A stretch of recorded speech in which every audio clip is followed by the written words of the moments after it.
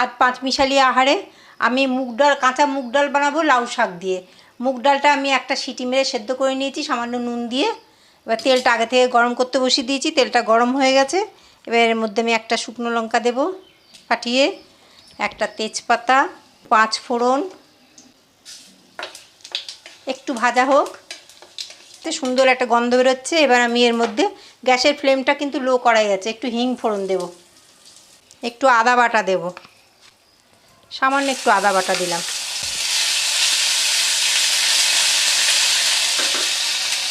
সুন্দর একটা ফ্লেভার আসছে। এবার আমি ডালটাকে দিয়ে দেবো, সামান্য একটু বাটি ধোয়া জল দেব, খুব সুন্দর গন্ধ আসছে।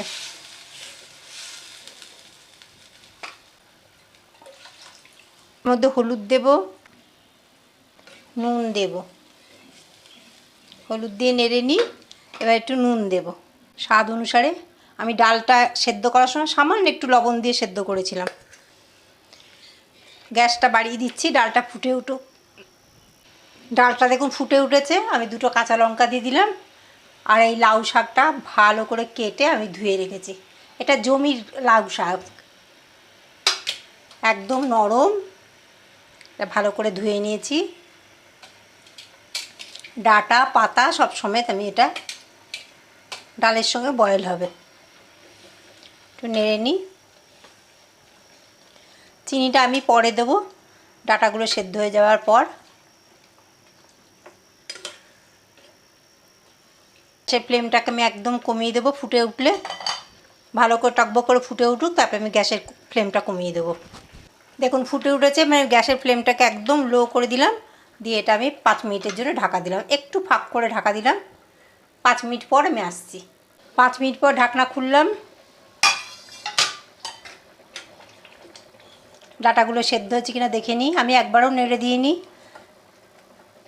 ডাঁটাগুলো নরম হয়ে গেছে, এমনি কচি ডাঁটা। এর মধ্যে এবার একটু চিনি দেব। একটু মিষ্টি মিষ্টি খাই, কিন্তু যারা মিষ্টি কম খান তারা কম দেবেন। আমিও মিষ্টি একটু কম দেবো, অল্প একটু দিলাম, 1/2 চামচেরও কম দিলাম, কারণ আমার বাড়ির লোকেরা মিষ্টি অত পছন্দ করে না।